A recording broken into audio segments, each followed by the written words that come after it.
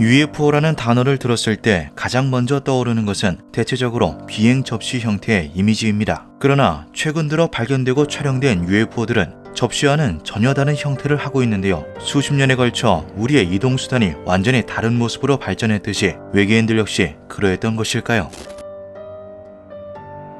2021년 9월 28일 미국 뉴저지 바인랜드의 현지 주민은 자신의 오감을 의심하게 만드는 기묘한 광경을 목격합니다. 밤하늘의 구름을 훤히 드러낼 정도의 번개가 계속해서 발생하고 있는데 천둥 소리가 전혀 나지 않았던 것인데요. 이 기이한 광경을 기록으로 남겨야겠다고 생각한 남자는 스마트폰 카메라를 고배율로 확대해 영상을 촬영했죠. 그런데 집으로 돌아와 영상을 확인한 남자는 무언가 이상한 것을 발견하게 됩니다. 육안으로는 확인할 수 없는 극히 찰나의 순간에 정체모를 물체가 구름 속에 모습을 드러낸 것인데요. 너무나 이질적인 큐브형의 물체는 마치 번개를 빨아들이는 듯 보였죠. 유튜브에 공개된 해당 영상을 본 UFO 연구가 스콘 와링은 이것은 번개를 동반한 기상현상이 아니다라는 의견을 내놓으며 큐브형의 UFO가 대기 중의 전하와 같은 에너지를 인위적으로 흡수하는 것이라고 주장하기도 했습니다. 큐브 모양의 비행체가 목격된 것은 이뿐만이 아니었습니다. 2022년 2월 2일 텍사스 고속도로를 달리던 남자는 구름 속에서 기묘한 형태의 물체를 발견하는데요. 그는 이 놀라운 광경을 스마트폰으로 촬영해 증거를 남기는 데 성공하였죠. 자신의 모습을 숨기려고 하는 듯 구름 사이로 윗부분만 빼꼼히 내밀고 있는 이 큐브형 물체는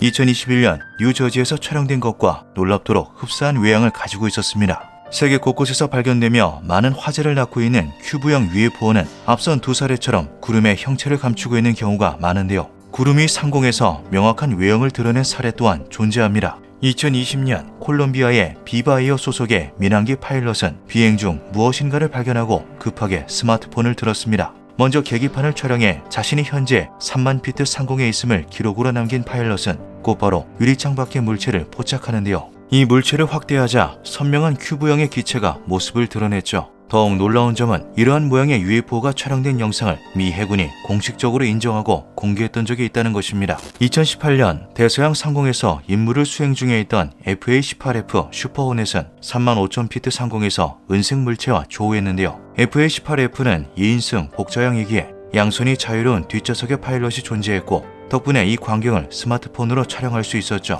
미 국방부 소속의 UAPTF의 정보 보고서에서 최초로 공개된 이 사진에 정찰용 풍선과 같은 특수 풍선이 아니냐는 의견이 제일 먼저 제기되었습니다. 그러나 해당 UAP와 직접 마주했던 두 명의 파일럿들은 임무를 수행하며 다양한 종류의 인공 풍선과 접촉한 경험이 있는 베테랑들이었고 그런 이들이 풍선과 비행체를 착각했을 가능성은 매우 낮았는데요. 실제로 파일럿들은 그 물체는 풍선과 달리 주변 기류에 영향을 받지 않는 듯 움직임이 전혀 없었다라고 덧붙였죠.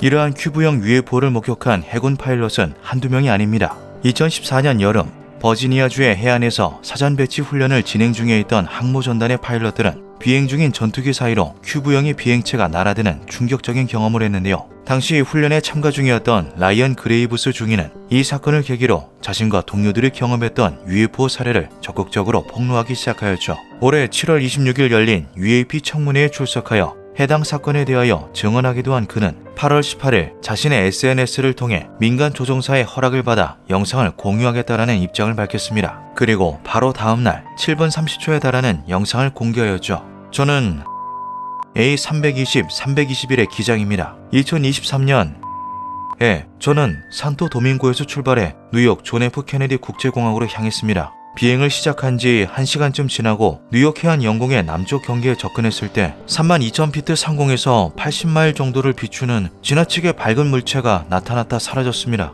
몇 분 뒤 저는 수평선 바로 위에서 하나는 빛나고 하나는 멈춰있는 두 둥근 물체를 보았습니다. 그것들은 몇 초 혹은 수분 간격으로 밝게 빛났다 어두워지기를 반복하였습니다. 밝기는 다양했으며 색깔은 백색 광이었는데 이 현상은 2시간에서 2시간 30분 동안 계속되었습니다. 저는 스마트폰 시장에서 최고의 카메라를 갖춘 신제품 삼성 갤럭시 S23으로 비디오를 녹화하기 시작했습니다. 영상 속에서는 기장의 증언대로 발광을 반복하는 두 개의 비행체를 확인할 수 있었는데요. 기장은 고품질의 카메라를 갖춘 최신형 스마트폰을 사용하고 있었지만 아쉽게도 거리와 시간대의 문제로 기대했던 만큼 영상이 선명하지는 않았죠. 저는 야간 모드로 30장가량 UFO를 찍었고 품질이 좋은 사진도 얻을 수 있었습니다. 그런데 기장이 사용하는 스마트폰에는 야간 모드 기능이 있었습니다. 이 기능은 한밤중에도 마치 대낮 같은 사진을 촬영할 수 있게 도와주는데요. 그 결과 우리는 그가 목격했던 UFO를 꽤 선명한 모습으로 확인할 수 있었죠. 기장의 증언에 따르면 UFO는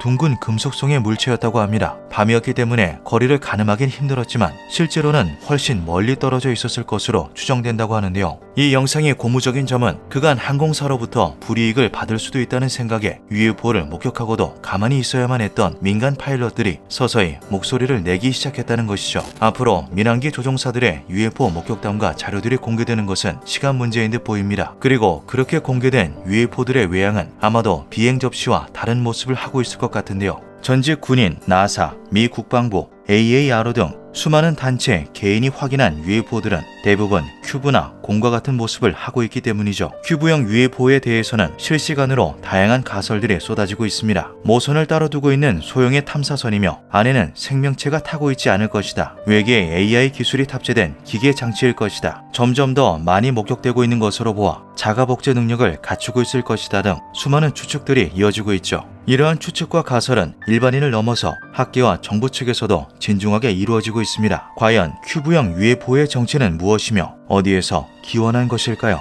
기묘한 밤이었습니다.